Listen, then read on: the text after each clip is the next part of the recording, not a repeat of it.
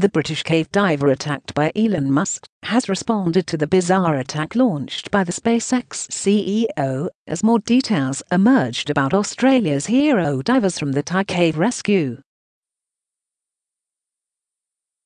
The British cave diver attacked by Elon Musk has reportedly said he hasn't ruled out taking legal action against the SpaceX CEO.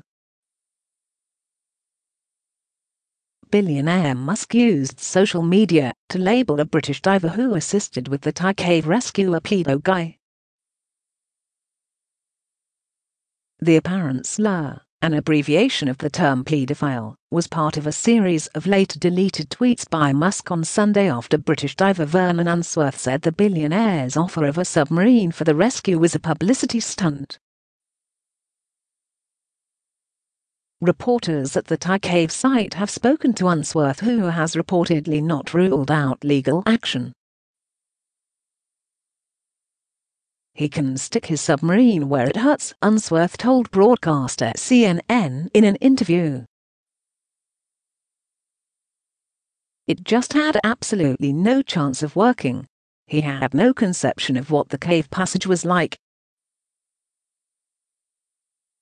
The submarine was about 5'6" long, rigid, so it wouldn't have gone round corners or round any obstacles. It wouldn't have made the first 50 meters into the cave. Just a PR stunt. In response, Musk questioned Unsworth's involvement in the rescue, describing him as a suspicious British expert guy who lives in Thailand. Musk also said he would prove his submarine was up to the task by sending it into the cave. "Sorry, pedo guy, you really did ask for it," the 47-year-old tweeted.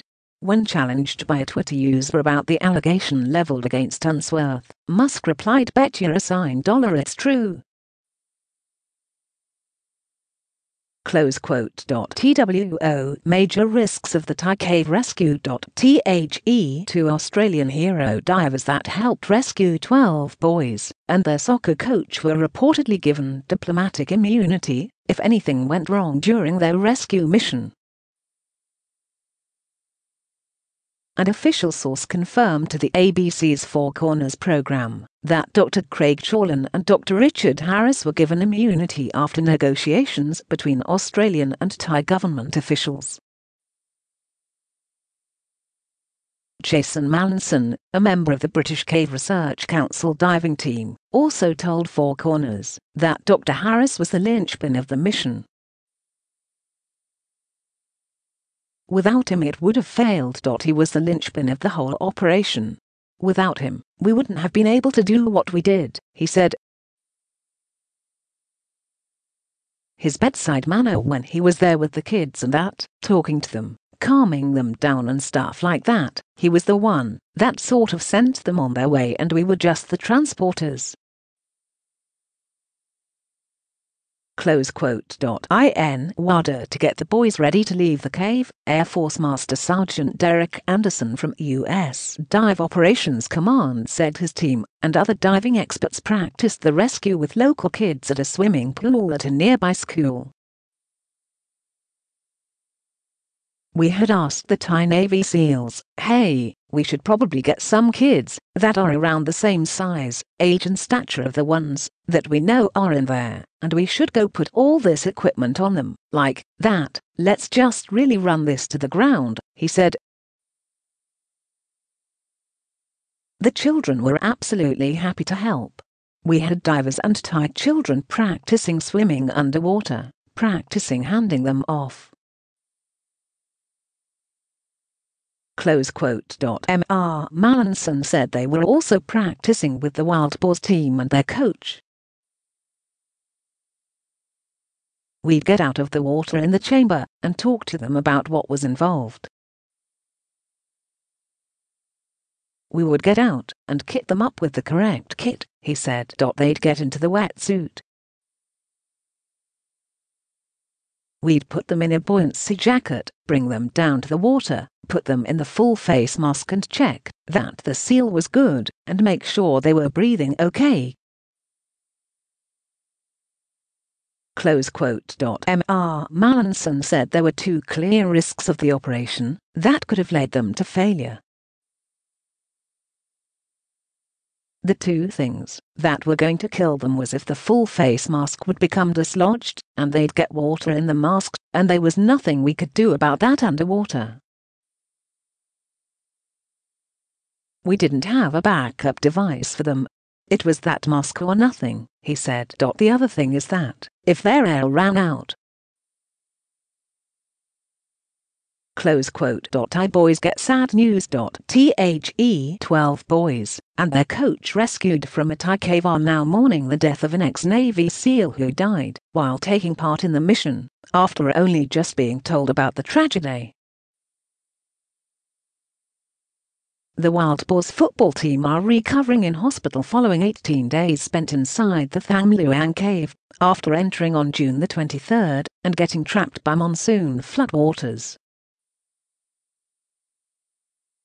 Doctors say they are in good health following a successful 3-day operation which ended on 10 July, when teams of Thai Navy SEALs and international cave diving experts hauled the last 5 members of the team to safety.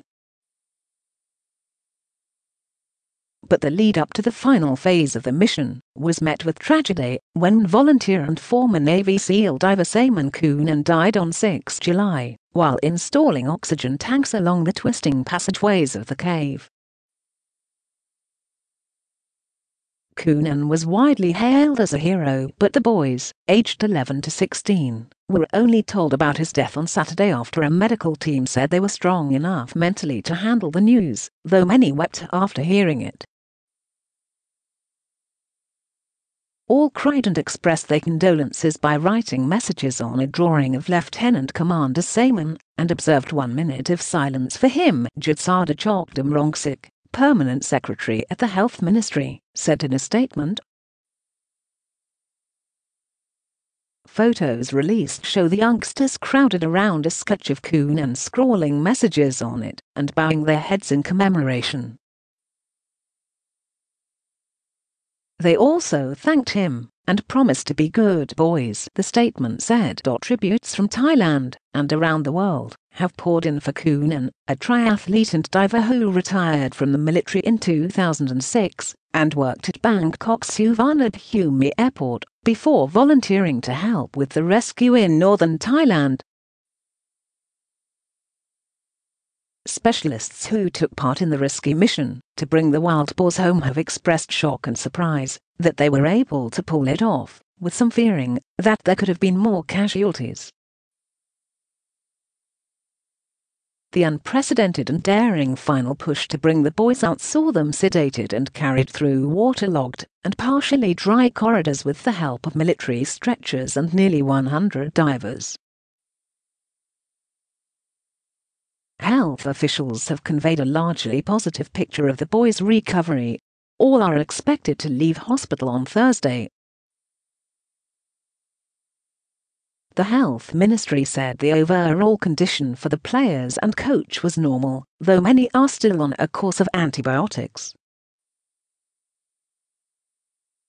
Despite the positive assessments, so far experts have said they would all need to be monitored closely for signs of psychological distress that could take months to manifest. They spent 9 days in the dark, dank cave before being located by 2 British divers. The boys and their parents have been advised to spend time with friends and family, and not to give media interviews as that could trigger post-traumatic stress disorder symptoms. But the interest in their story is unlikely to evaporate overnight, as Hollywood producers are already jockeying to make a film version of the saga.